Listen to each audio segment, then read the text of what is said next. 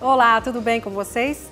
Eu tô aqui com a Mayra Calef, ela é mastologista e presidente da FEMAMA. FEMAMA é uma organização, a maior da América Latina, de grupos de pacientes que lutam para diminuir o número de mortes por câncer de mama. Ela é uma organização de 70 ONGs, de grupos de pacientes, em 18 estados brasileiros, mais o Distrito Federal. Então é uma força que nós podemos contar aí de luta mesmo para aumentar o número de pessoas que sobrevivam depois do câncer. Bom, você falou de FEMAMA e você está com uma camiseta de IMAMA, né? O IMAMA começou toda essa conversa, né? Começou a chamar pessoas para trabalhar junto e tal, e a gente viu que a gente precisava de uma força nacional, porque as agendas são em Brasília, e isso foi o mote da questão. Vamos encostar as associadas, vamos encostar as ONGs para trabalhar junto em advocacy, na defesa da causa. E o próprio Instituto Avon é um fundador da FEMAMA através do Lírio há 11 anos atrás. O IMAMA é o proponente da federação, mas também ele já tem 24 anos de história lá no Rio Grande do Sul.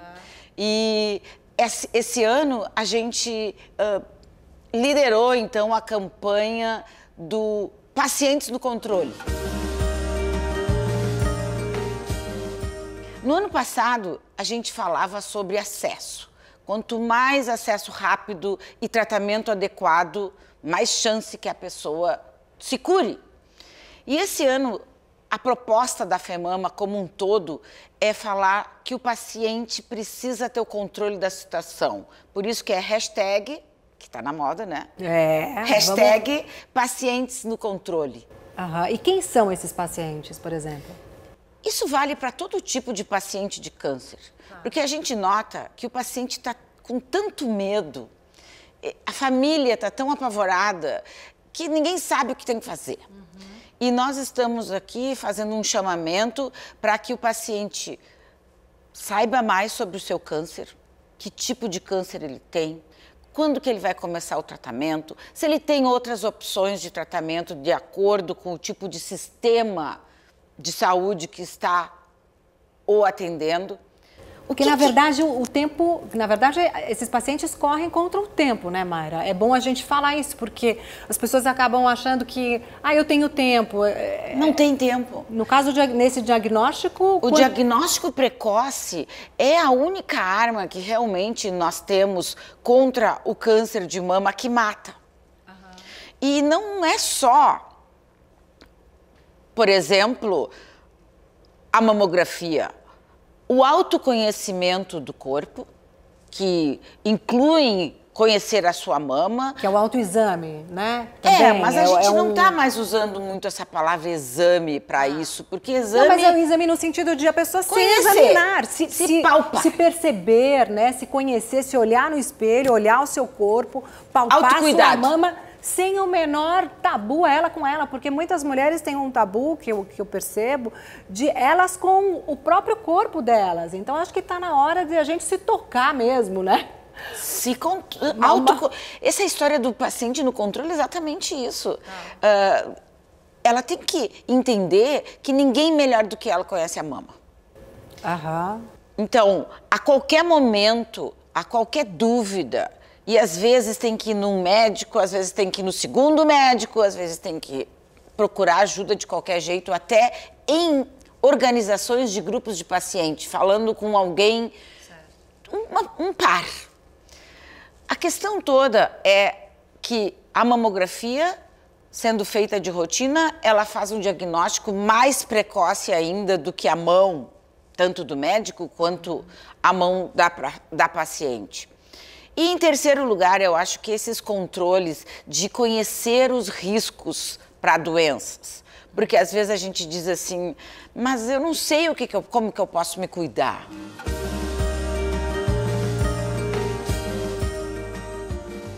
O mais comum, como indício para câncer de mama, é um nódulo. É um caroço que não estava ali antes. É alguma coisa que ela nota que mesmo depois da menstruação, para aquelas que menstruam, mesmo assim o caroço permanece e o caroço cresce. Tá na hora de correr, tá na hora de buscar ajuda. Outra coisa também que acontece às vezes, que você estava falando de se cuidar, de se conhecer, é na forma. Olhando no espelho, o bico tá entrando, o mamilo tá diferente. Aqui eu tenho uma retração quando eu levanto o braço, que é um repuxo. Tudo isso é sinal de alerta. Quer dizer, uma coisa que era diferente do que sempre foi. Pode ser isso? Claro. Ah, meu seio tá diferente do que sempre foi, então pode ser... Mas para saber isso, ela tem que saber como é que é. Com certeza, precisa se olhar, se conhecer, se tocar. Isso. Né? Uma aguinha que também constantemente saia pelo bico, sem apertar, sem fazer aquele apertão que a gente não recomenda mais. Tem que sair espontaneamente para a gente valorizar. E a outra coisa também que pouca gente fala, sabe, é essas coisas de desconfortos embaixo do braço, que é o tal caroço, gânglio, são os linfonodos que às vezes também são um sinal de alerta. A dor pode vir acompanhada de um câncer, mas pela dor a gente não fique tão apavorado, porque é só em estágios mais avançados que tem dor. O mais importante, que eu acho que a gente tem que deixar o recado assim, não tenha medo de achar alguma coisa, ou de se cuidar, ou de se tocar. A maioria do que a gente nota não é nada. De cada 9 pacientes que apresentem um caroço novo na mama, talvez uma tenha um risco de câncer de mama. Mas se tiver esse risco, é importante que a pessoa corra logo atrás disso, né? E não fique protelando com medo. Eu tenho amigas, às vezes, falam assim, ai, não fiz exame, mas estou com medo. Eu falo, mas é pior você não ir atrás, é pior você ter medo, porque quanto mais o tempo passa, né, Mayra, é pior, menos são as chances de cura total. 95% de chance de cura se a gente diagnosticar num estágio 1, no estágio precoce, com tumores até 2 centímetros. Acho que isso é um recado que precisa ficar.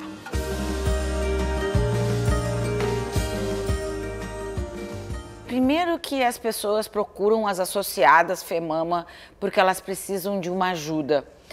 A ajuda, às vezes, nem sempre é financeira. Às vezes é até um apoio psicológico, conversar com outras pessoas que estão passando por isso. Tem tanto acolhimento dentro dessas organizações que faz muita diferença. Nós estávamos falando antes do paciente no controle. Então, a gente falou o que o paciente pode fazer por ele, né? Não ter medo, buscar ajuda, fazer perguntas para o médico, ver os seus direitos. Tem tantos direitos que um paciente com câncer pode acessar. Inclusive aquele dos 60 dias, né, Mayra? Que a pessoa, depois de diagnosticada, ela teria 60 dias para começar a fazer o tratamento. É um direito que o paciente tem, né? E se esses 60 dias não forem cumpridos, ela pode procurar ajuda na Defensoria Pública, no Ministério Público. Isso é lei federal. Então, isso é importante. A outra coisa que eu acho importante é ver, assim, o que os outros podem fazer pelo paciente. Então, a família, às vezes, se coloca, os amigos se ficam perdidos, eles podem fazer muito. Fica do lado, acompanha as consultas, ajuda na hora de ter que relembrar o que o médico falou. É pouco, mas isso tem um significado enorme. Mari, o que você mais ouve das mulheres que te procuram lá no FEMAMA? As mulheres estão apavoradas, né? Elas precisam de ajuda, elas não estão informadas. Acho que por isso que a gente se preocupou tanto esse ano em falar do paciente no controle, para essa coisa do empoderamento da mulher e enquanto paciente também. Porque não é só o doutor que sabe tudo. Ela tem que saber o que é melhor para ela. Ela tem que ser uma protagonista da sua história dentro do diagnóstico e do tratamento. Então, ela consegue esse acolhimento nas associadas.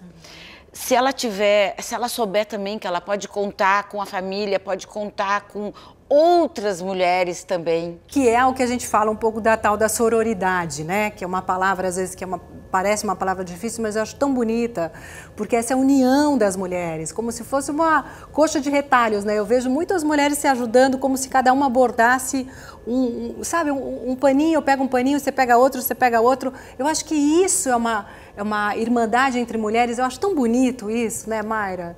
Eu acho que vocês talvez consigam muito trazer isso no FEMAMA, né? Eu me emociono porque mulher tem que cuidar de mulher. Eu também acho que mulher tem que cuidar de mulher. É isso aí, é isso que a gente está fazendo aqui e é isso que a gente espera que as mulheres façam com as outras mulheres. E a gente vê tantas mulheres sofrendo, morrendo de uma doença que tem cura, que por isso que eu ainda não deixei essa missão que me deram, o universo me deu, uma missão de talvez transmitir para as pessoas que tem jeito, meu Deus, tem jeito, vamos sair dessa. Nós não precisamos continuar sendo um país que tem o câncer de mama como a doença que mais mata, como tem um país que poderia prevenir essas mortes se tivesse mais acesso rápido e tratamento adequado. E além de tudo isso muito importante que você falou, eu acho que a gente tem que se cuidar e a gente tem que cuidar umas das outras, como a gente falou também. Então, lembra sua amiga de fazer mamografia, lembra sua amiga de fazer o exame, lembra sua amiga de se tocar, de se palpar mesmo, de se conhecer, se autoconhecer. Não evitem o assunto. Eu acho que é importante. Vamos nos cuidar, mas vamos cuidar umas das outras também. Vamos pegar os homens de aliado, hein? Também. Vários maridos, aliás, descobrem o nódulo no seio das mulheres, né? Os filhos perguntar para suas mães, até as suas avós, né, os netos, porque assim, ó, a gente não falou aqui, mas não custa reforçar. O câncer de mama aumenta com a idade. Então, ninguém está livre porque tem 70, porque tem 80. E a gente vê que essas mulheres chegam muito tarde, podendo viver mais 10, 15, 20 anos com qualidade de vida, se vierem precocemente. Mas, às vezes, elas estão em casas de apoio, casas de repouso, e ninguém nunca mais perguntou sobre os seios dela. E aí eu não falei em mamas, eu falei em seios, porque mulheres de qualquer idade têm seios. E eu acho isso um toque que a gente às vezes precisa dar em pessoas que a gente gosta. Com certeza, e filhas das mães, mães das filhas, e amigas, e todo mundo, né? Adorei, obrigada, obrigada.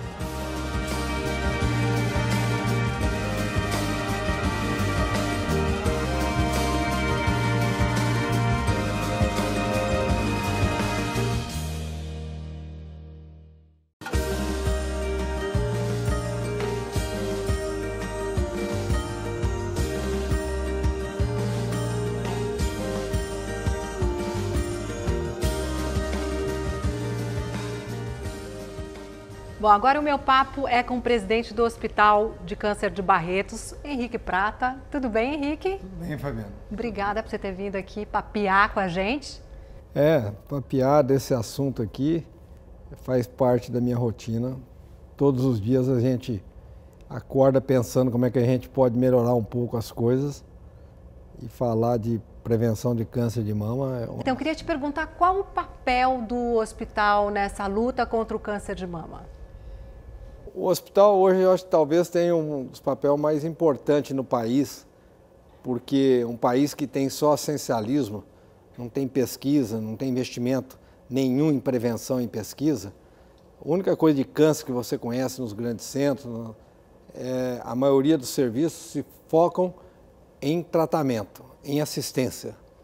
A diferença é que nós, pela diretriz do fundador, que é meu pai, um homem que idealizou fazer uma medicina igual para todos, desde 1962, ele, como já era um um médico formado na USP em São Paulo, com título de doutor em medicina, ele falava a mesma coisa que nós estamos falando hoje, que é a única solução do câncer.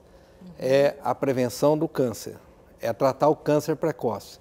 Hoje, cientificamente, a diferença que nós somos de qualquer serviço é que nós somos a única instituição do país e da América Latina que temos um screener de mama há mais de 14 anos, estamos completando. Então vamos traduzir que é um rastreamento, screening é um rastreamento organizado, que ele é periódico numa determinada região, que busca a busca ativa sobre a população de baixa renda, as pessoas que não têm instrução, que não sabem a importância de fazer a prevenção a uma determinada idade que as mulheres atingem e que a incidência se torna maior. O único serviço que existe na América Latina, com essa prova científica da importância disso, somos nós. Existem ações políticas, ações esporádicas, que não têm nenhum valor, não são sérias, porque elas são irresponsáveis, elas não têm a responsabilidade da constância, que na constância é que vai acontecer, o gráfico vai mudar. De quantas pessoas vocês cuidam lá no hospital? Nós fazemos hoje mais ou menos 180 mil mamografias por ano, só nossas unidades, o Hospital do Câncer de Barretos, que hoje nem chama mais Hospital do Câncer de Barretos, o título do hospital hoje mudou para Hospital de Amor. Foi constatado isso por uma pesquisa que 100% dos nossos usuários falam que são tratados no Hospital de Amor. Mas a diferença do fato nosso é que nós levamos, isso é da minha gestão, isso, embora a diretriz veio do meu pai, levei uma gestão onde a prevenção é o carro-chefe. Hoje nós estamos com unidade de prevenção no Acre, na Rondônia, no Amapá, no Mato Grosso do Sul, no estado de São Paulo, em Minas, Goiás. Por quê?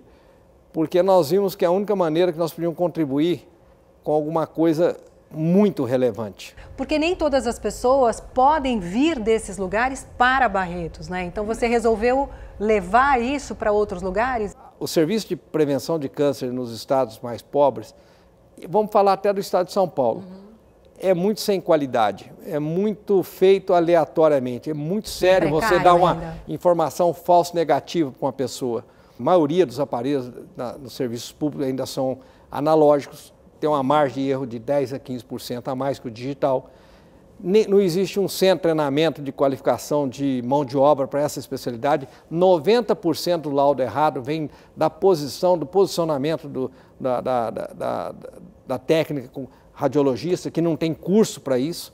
É um país sem nenhum viés em educação e prevenção. Você acha que esses que você acabou de citar são os maiores desafios na luta contra o câncer de mama aqui no Brasil? O maior desafio que eu acho no câncer de mama são as políticas populistas, as políticas que são simplesmente ações de politicagem, não tem nada sério. Se não fosse uma parceria que nós temos com a Avon, nós não teríamos condições de chegar onde nós já chegamos. Como é que foi? Conta um pouquinho dessa parceria. Então, a Avon com a prevenção de câncer faz parte das origens dela, dos princípios dela. Ela nos acreditou num concurso de uma pesquisa que foi em 5 instituições mais importantes no país, e o projeto, eu tenho uma vaidade de falar que o projeto... Eu vi, seu olho já está brilhando, você está sorrindo. Sem ser médico, foi eu que escrevi o projeto, naquela época eu tinha andado por 21 países no mundo, vendo prevenção de câncer e tratamento de câncer, e desenhei um projeto que depois de 10 anos se tornou o melhor projeto da Avon no mundo. Uau. Aqui no Brasil nós temos o melhor projeto da Avon do mundo, que naquela época, em 2011, a Avon tinha investido 910 milhões de dólares, e o melhor investimento dela foi conosco. Então eu tenho muito orgulho disso, porque nós fizemos coisas sérias, que hoje muitos países de primeiro mundo copiam o nosso protocolo. Agora vamos voltar um pouquinho lá atrás. Era um peão Não, ainda sou peão. Peão vai ser sempre. Não, os seus pais, na verdade, tinham um hospital, estavam desistindo de tudo. Você tinha um outro negócio, você tinha viajado, você estava no outro lugar. Eu sempre fui fazendeiro e fui criado com meu avô. E, de repente, você foi designado para olhar aquele hospital com carinho e ver o que você podia fazer. Você estava para fechar, né, Henrique? Olha para você ver. Quando meus pais lutaram por 30 anos na profissão deles, quando deu aquela hiperinflação nos anos 80, de 50% ao mês, o hospital quebrou, faliu. Aí ele ficou 6 meses sem pagar fornecedores, médicos. Eu morava e fui criado a vida inteira com meu avô, na fazenda. Aí eu tinha um diretor espiritual, que era um bispo da cidade, que era muito amigo da família e meu. E ele me convoca e fala, olha, você tem que assumir. Eu fui contrariado, mas fui por uma obediência como cristão. Tá. E peguei um hospital com 2.000 metros quadrados, só em Barretos hoje tem 120 mil metros quadrados, e fora de Barretos nós estamos indo para 200 mil metros quadrados, sem nenhum financiamento e tudo sob doação. Então, vamos voltar lá, eu quero pegar esse pulo do gato. E aí? Aí você foi lá, olhou o hospital, e aí? Não, eu entrei contrariado por uma missão que eu tinha de servir meu pai, como filho, mas odiando aquilo que só dava prejuízo. Uma instituição que presta serviço só para o SUS, só hoje nós estamos falando, faz 13 anos que o governo, é o mesmo preço de uma consulta R$10 há 13 anos atrás, é R$10 hoje. Quer dizer, então é impossível trabalhar só com o SUS. Mas eu não tinha amor.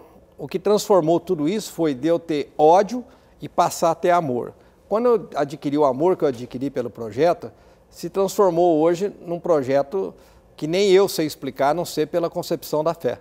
O que transformou o ódio em amor? O que foi? O que te inspirou? O que te moveu? O que tinha lá dentro que fez mudar essa chavinha, assim? Lá no fundo, Olha, é uma história longa, eu vou tentar resumir. Um médico, no dia que eu ia fechar o hospital, não sabia, nenhum deles sabia, e ele me provou que eu trocando uma lâmpada por um foco, eu salvava uma vida, que era um paciente de um câncer de pulmão, era um cirurgião de tórax. E quando ele me falou isso, eu não acreditei, porque ele provou que o tempo faria diferença no tratamento de um câncer de pulmão. E é verdade, é muito rápido o câncer de pulmão. E a minha surpresa foi que ele, com aquilo, eu mesmo sendo filho de pai e mãe médicos, ninguém me provou que eu, como leigo e analfabeto praticamente, que não estudei, eu podia salvar vidas.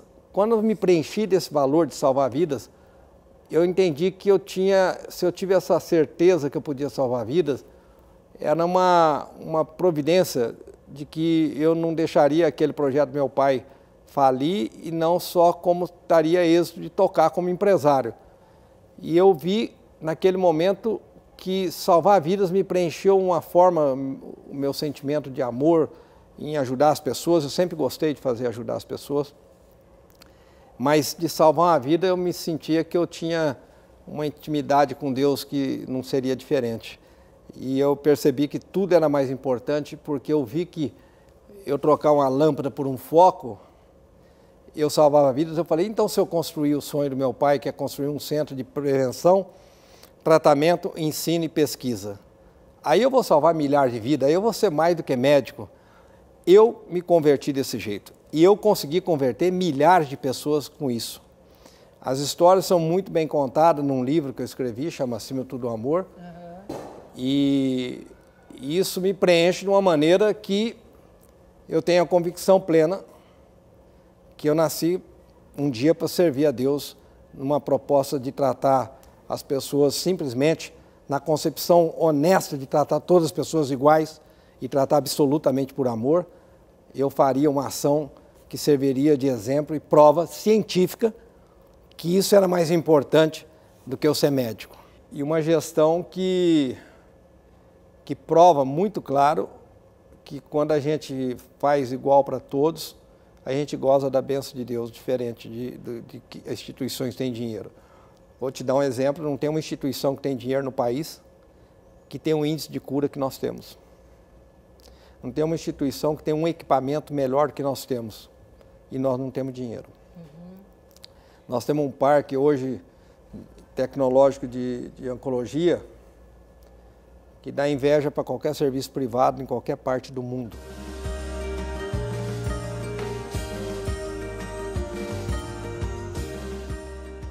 Então, eu diria não só para ela, mas para as pessoas que estão em volta dela, a família, como também os serviços onde elas se tratam, que eu colho uma informação que poucas pessoas talvez tenham ela como eu tenho. Eu posso te dizer que o melhor remédio para se tratar uma pessoa com câncer é toda a família, em todos os lugares que ela for acolhida por amor, ser tratada por amor, e que ela, sem dúvida nenhuma, vai ter uma força muito maior de se cuidar, de se valorizar, de vontade de querer se tratar, porque ela não pode nunca ter o esmorecer no sentido de desistir. Esse sentimento, isso nunca deve acontecer. O momento de desistir é Deus que vai colocar na nossa vida, e não vai ser um médico que vai colocar na sua vida. Quem vai colocar na sua vida, nunca esqueça, é só Deus. E esse momento vai ser igual para todos, para você que está com câncer e para quem não está com câncer.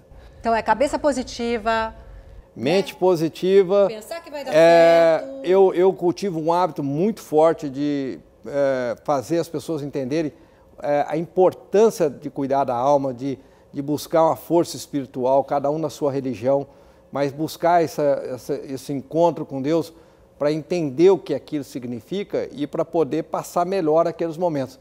Porque Deus vai te dar um conforto para isso, já que você está passando por isso. Sem Deus, eu acho que nós vamos ter muita dificuldade de ficar só acreditando que o remédio vai ser solução. Muito obrigada, Henrique.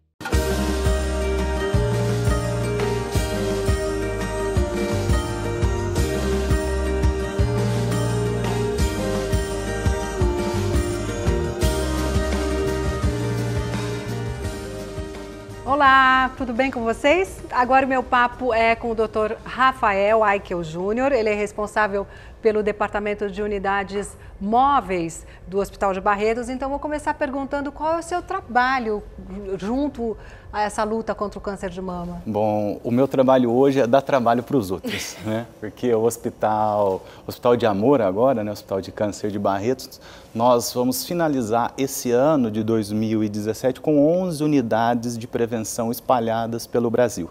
E eu faço a ponte de cada unidade dessa com a central, né, com o hospital principal. Então, na verdade, eu dou serviço para o pessoal. Nós cuidamos de toda a parte de mamografia, prevenção de câncer de colo de útero e demais prevenções que o hospital realiza. Mas, basicamente, é cuidar do projeto de rastreamento mamográfico.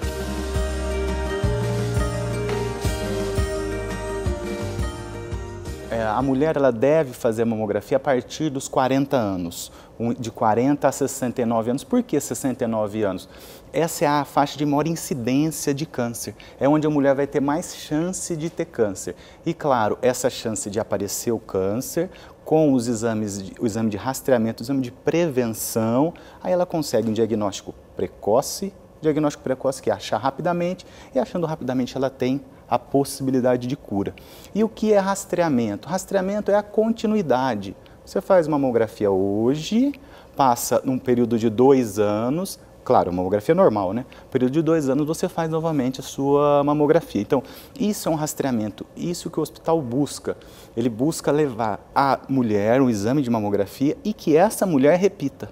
Porque a mulher brasileira, ela vai e faz o exame uma vez, não dá nada, o exame está normal, a nossa população ainda fica com medo, eu não vou fazer de novo não. Porque já não deu, já estou livre. Já estou livre, tipo e assim. Não é assim, né? E o rastreamento basicamente é isso, é esse ato contínuo de fazer a mamografia no período correto, com acompanhamento médico ou com acompanhamento de um rastreamento, que é o caso do Hospital de Barretos. Nós temos essas áreas de rastreamento, né, como eu disse anteriormente, hoje ela tem total acesso uma vez a cada 2 anos para fazer a sua mamografia nesse período de 40 a 69 anos. Alguém vai me falar, mas antes de 40 tem câncer de mama? Sim. Mais que 69 tem câncer de mama? Sim. A incidência é um pouco menor, a incidência é um pouco menor, e não cabe num rastreamento, não cabe num rastreamento institucional. Mas o senhor, lógico, sabe, tem mais autoridade para dizer isso, mas eu só vou lembrar que, de repente, as pessoas que têm casos de câncer na família e são mais novas, sim, devem fazer, procurar um médico, né, doutor Rafael? Quem tem casos de câncer na família, lembrando, né, lógico, câncer de mama, apesar que tem câncer de mama em homem também, né, todos sabem disso, mas o câncer de mama na ala feminina da mulher, vamos colocar desta forma, principalmente em mulheres que tiveram câncer com menos de 40 anos ou menos de 50. Aí essa mulher, por volta de 35, ela deve começar a se preocupar. Na verdade, a mulher deve se preocupar sempre. Né? Sempre com a prevenção não só do câncer de mama, da saúde como um todo. Né? Isso é muito importante porque nós conseguimos a melhora da qualidade de vida é a gente escutar o nosso corpo e usar os recursos que a medicina tem.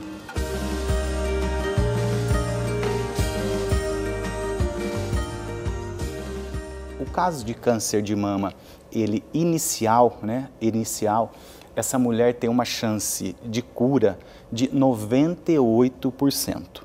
Isso é o mais importante de tudo, chance de cura, 98%. Se você imaginar, eu tive câncer de mama, tratei 98% de cura, isso é cura. Né? Em medicina a gente não pode falar 100%, mas um 98% é quase lá. E o tratamento nos moldes do Hospital de Barretos, em torno de R$ 10.500. Então, 98%, 6 meses, R$ 10.500. Câncer de mama inicial. Vamos para a outra ponta. A outra ponta, a mulher tem uma chance de cura de 40%. Bom, 40%, se for imaginar, é um número bom? É um número, mas eu preferia 98%. Com certeza, todo mundo. 98%. Sim. Qual é essa diferença? É fazer mamografia, mais nada. Então, vamos continuar nessa conversa, 40%, quando ela vai voltar para as suas atividades normais e esquecer que ela teve câncer? 2 anos e meio. Então, de 6 meses para 2 anos e meio. E um custo, né, para o governo federal, com base no tratamento que é realizado em Barretos, R$ 144.200. Então, nós partimos de custo de R$ 10.500 para R$ 144.200.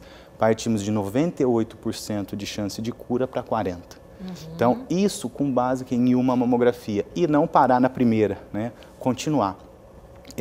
Atualmente eu não atendo mais pacientes, porque eu faço os outros trabalharem, né? Como eu disse, eu cuido dos rastreamentos do hospital. O senhor cuida das carretas? De todas as carretas, todas as unidades fixas, porque não basta só fazer a mamografia. A mulher tem que ter o acesso à mamografia, ela tem que ter acesso ao pós-mamografia, porque o que vem depois disso? Ela tem que fazer um ultrassom, ela tem que fazer um exame que chama magnificação e compressão, muitas vezes no mesmo aparelho de mamografia, que é o mamógrafo, e a biópsia. Na nossa rede, o mais difícil é a biópsia, porque a mulher não tem acesso. Então, esse que eu brinquei, que eu dou trabalho para os outros, eu tenho que assegurar para a mulher isso, da mamografia até o diagnóstico final. Então, quando eu atendia no consultório, algumas mulheres falavam, doutor, eu já fiz 5 mamografias, nunca deu nada, por que deu nessa agora? Lembrar a mulher também que a mamografia não evita o câncer de mama. A mamografia ela vai te ajudar a diagnosticar precocemente e, com isso, passar naquele número de 98%. Infelizmente, algumas mulheres vão ter. Se você tem que ter câncer de mama, que está na história genética, como dissemos anteriormente, então que seja inicial. Mas diz que, inclusive, se a gente vivesse até os 100 anos, todas as mulheres quase teriam câncer de mama. Posso dizer isso, pode dizer que doutor? Sim, pode dizer que sim. Né? Pelo tempo de vida, né? O câncer é uma doença do envelhecimento.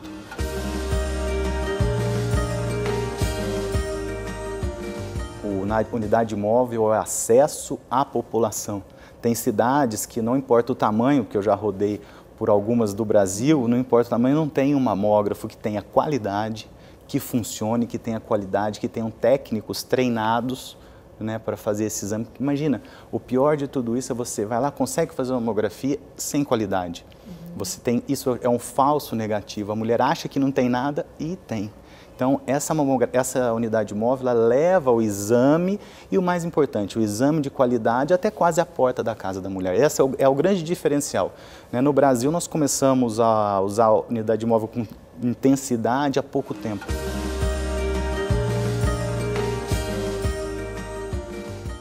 nós vamos fechar o ano, né, com 11 unidades. São 3 no estado de São Paulo, uma na região de Barretos, numa área de 18 municípios, outras 2 unidades, na verdade a base em Fernandópolis e Araçatuba, e uma unidade em Campinas.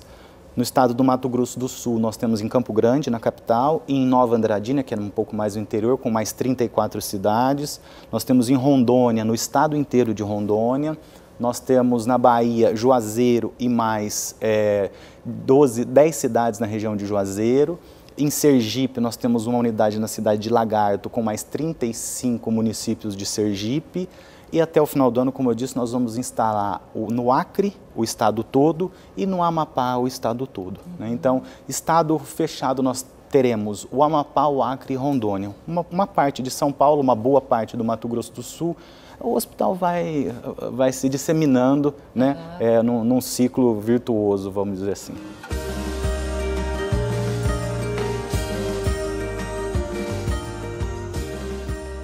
Eu acho que o mais importante e o que eles têm que aprender é que a prevenção é o que vai resolver não só a oncologia, não só o tratamento de câncer, mas toda a saúde, né? Porque o que você gasta hoje é o que você vai... Como a gestão pública é dinheiro, né? Com certeza. É o financeiro, então o que você gasta hoje é o que você vai economizar lá na frente. Como eu disse, imagina você com um exame de mamografia, claro, tem aparelho, tem tudo que envolve um rastreamento, mas você vai diminuir o custo, vamos falar só nessa frase, em 14 vezes. 14 vezes qualquer coisa, se você diminuir 14 vezes é muito, não importa o que seja. Então, os gestores eles têm que olhar com esse foco. Eu vou trabalhar hoje, eu vou colher lá na frente, né? Com certeza vocês vão ser lembrados lá na frente, vocês vão ser lembrados como a pessoa que iniciou esse projeto, porque o rastreamento ele demora um pouquinho para ter esse resultado, mas a hora que esse resultado aparece, ele permanece. Ele permanece por um longo tempo e esse resultado é a vida.